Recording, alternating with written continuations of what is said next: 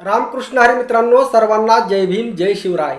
तुका म्हणे सोपी केली पायवाट, मार्ग हा सोपा सुखरूप. मित्रांनो, वारकरी साधू संतांनी जगाला भक्तीचा मार्ग सांगितला आणि भक्तीचा मार्ग सांगत असताना ही पायवाट सोपी केली याचा अर्थ पायवाट ही क्लिष्ट होती, अवघड होती.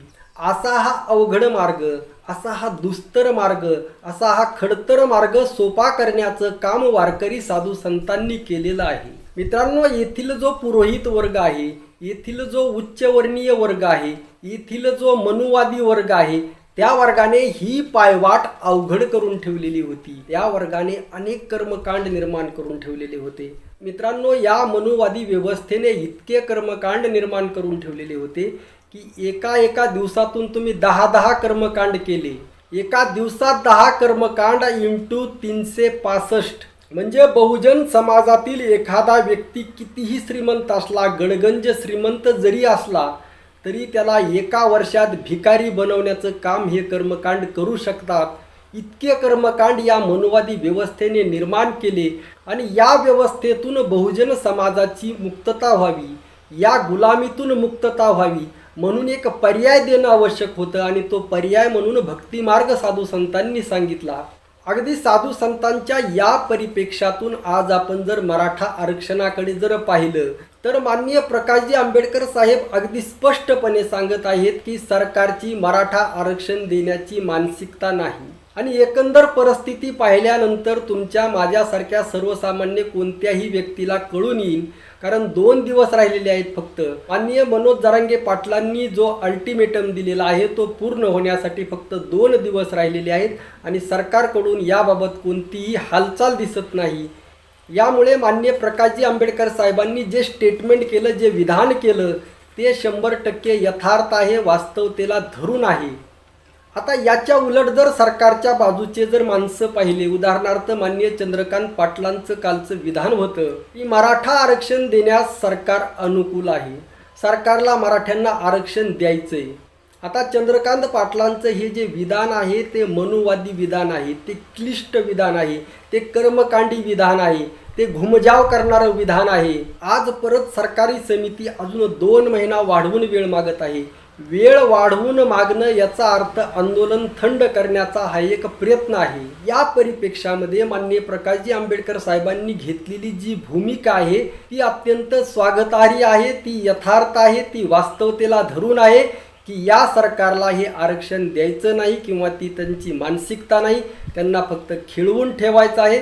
त्यांना मराठा आणि ओबीसी हा वाद घडवून आणायचा आहे आणि हा वाद घडवून आणताना देवेंद्र फडणवीस खूप मोठं षडयंत्र करत आहेत.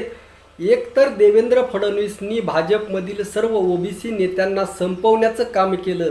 ज्या ओबीसी नेत्यांनी भाजप मोठी केली त्या सर्व नेत्यांना किंवा त्यांच्या वारसदारांना संपवण्याचं काम फडणवीसनी केलं. अशामध्ये ओबीसी मधला मोठा गट भाजपवर नाराज असताना या संधीचा फायदा घेत ओबीसी आपल्या बाजूनी कसा येईल किंवा आपल्या वळचणीला कसा सापडेल या बाजूने प्रयत्न करताना फडणवीस दिसत आहेत. त्या बाजूने सगळे डाव टाकले जात आहेत. आणि याचबरोबर माननीय प्रकाशजी आंबेडकर साहेब वंचित बहुजन आघाडी स्थापन झाल्यापासून जो सिद्धांत मांडत आहेत की प्रस्थापित मराठा आणि वंचित मराठा, निजामे मराठा आणि रयतेचा मराठा. मित्रांनो, सुरुवातीच्या काळात हा मुद्दा अनेकांच्या लक्षात आला नाही. मी येथे एक गोष्ट प्रामाणिकपणे नमूद करतो की माझ्या सुद्धा हा मुद्दा सुरुवातीला लक्षात आला नाही की माननीय प्रकाशजी आंबेडकर साहेब काय बोलत आहेत. परंतु आजची परिस्थिती पाहता त्यांचं म्हणणं किती यथार्थ होतं हे सर्वांच्या लक्षात येत आहे. एवढंच नाही, माननीय प्रकाशजी आंबेडकर साहेबच नाही किंवा मी नाही किंवा तुम्ही नाही, तर आज सर्वसामान्य मराठा आज म्हणू लागलेला आहे की आता ही लढाई प्रस्थापित मराठा विरुद्ध वंचित मराठा, प्रस्थापित मराठा विरुद्ध विस्थापित मराठा अशी होणार आहे. आणि माननीय प्रकाशजी आंबेडकर साहेबांनी स्पष्टपणे सांगितलं होतं की जोपर्यंत वंचित मराठा, जोपर्यंत विस्थापित मराठा प्रस्थापित मराठ्यांच्या विरोधात लढणार नाही, जोपर्यंत त्यांच्या हातातून सत्ता काढून घेणार नाही, जोपर्यंत वंचित मराठा स्वतः सत्तेमध्ये येणार नाही, तोपर्यंत मराठ्यांचं कल्याण होणार नाही. ही माननीय प्रकाशजी आंबेडकर साहेबांची मांडणी आज प्रत्यक्षामध्ये दिसून येत आहे. मित्रांनो, 8 दिवसापूर्वी माझ्या एका जवळच्या मित्राचा मला फोन आला. तो म्हणला, काय तू वंचित वंचित वंचित लावलंय? तर मी त्या मित्राला उत्तर देताना फक्त एक गोष्ट केली मित्रांनो. काल कंत्राटीकरणाचा शासनाचा जो GR आहे तो रद्द करावा लागला. तो रद्द करण्यामागे सर्वात मोठी ताकद ही वंचित बहुजन आघाडीची आहे. आणि तो निर्णय रद्द झाल्यानंतर काल माननीय सुजात आंबेडकर यांचं संभाजीनगरमध्ये झालेलं भाषण, ते भाषण मी त्या मित्राला फॉरवर्ड केलं आणि त्याला म्हटलं की एक वेळेस 5 मिनिटं वेळ काढून ते पूर्ण भाषण ऐक. त्या भाषणामध्ये माननीय सुजात आंबेडकर स्पष्टपणे सांगत आहेत की या देशातील मनुवादी व्यवस्थेला, या देशातील विषमतावादी RSS व्यवस्थेला नेस्त नाबूद करण्याची ताकद फक्त आंबेडकरवादी चळवळीमध्ये आहे आणि याची मला पूर्ण खात्री आहे. म्हणून मी वंचित सोबत आहे मित्रांनो. कारण आपला लढा हा विषमतेविरुद्ध आहे. जगद्गुरु श्री संत तुकाराम महाराजांचा लढा हा विषमतेविरुद्ध होता. विष्णुमय जग वैष्णवांचा धर्म, भेदाभेद भ्रम अमंगळ किंवा सर्वाभूती समदृष्टी हीच भक्ती गोमटी. समता हा वारकरी संप्रदायाचा पाया आहे. समता हा जगद्गुरु श्री संत तुकाराम महाराजांच्या गाथेचा पाया आहे. समता हा संत श्रेष्ठ ज्ञानेश्वर माऊलींच्या ज्ञानेश्वरीचा पाया आहे. आणि तो पाया अबाधित राखण्याचं काम या भारतामध्ये केवळ एकच पक्ष करू शकतो आणि त्या पक्षाचं नाव आहे वंचित बहुजन आघाडी. मित्रांनो, संभाजी ब्रिगेडची सुद्धा तीच भूमिका आहे जी वंचित बहुजन आघाडीची आहे. परंतु संभाजी ब्रिगेडची ताकद ही छोटी आहे, कमी पडत आहे. जरी संभाजी ब्रिगेडमधले 90% पदाधिकारी हे मराठा समाजाचे असले तरी मराठा समाजातून पाहिजे तेवढा त्याला व्यापक पाठिंबा नाही, त्याला मर्यादा आहेत. परंतु वंचित बहुजन आघाडी हे एक मोठं संघटन आहे. याला व्यापक जनपाठिंबा आहे. याला सर्व SC ST OBC मराठा आणि समाजातील सर्वच घटकातील शेतकरी, कष्टकरी या सर्व जातीतील, सर्व धर्मातील वंचितांचा यांना पाठिंबा आहे. यासाठीचं अनेक वर्षांपासूनचं काम, याचा इतिहास वंचित सोबत आहे. आणि आज जी राज्यामध्ये, देशामध्ये जी अराजकता निर्माण झालेली आहे, आज जे लोकांमध्ये नैराश्य निर्माण झालेलं आहे, याला दूर करण्याचं काम, त्याला न्याय देण्याचं काम, त्याला योग्य दिशा दाखवण्याचं काम वंचित बहुजन आघाडीच करू शकते, हे लक्षात घ्या.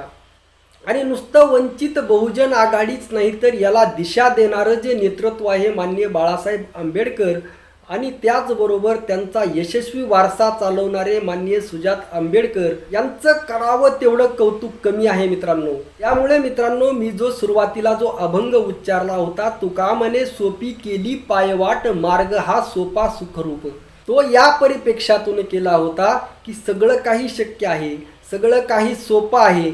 मराठ्यांना आरक्षण फक्त 2 तासात देता येऊ शकतं. मराठ्यांचा OBC मध्ये समावेश फक्त 2 तासामध्ये करता येऊ शकतो. इतकं सोपं आहे हे. याचे सर्व पुरावे आहेत. गायकवाड आयोग हा संविधानिक आयोग आहे. त्या आयोगाने मराठा आणि कुणबी एकच असल्याचं स्पष्टपणे म्हटलेलं आहे आणि त्या आयोगाने मराठा समाजाला मागास सिद्ध केलेलं आहे.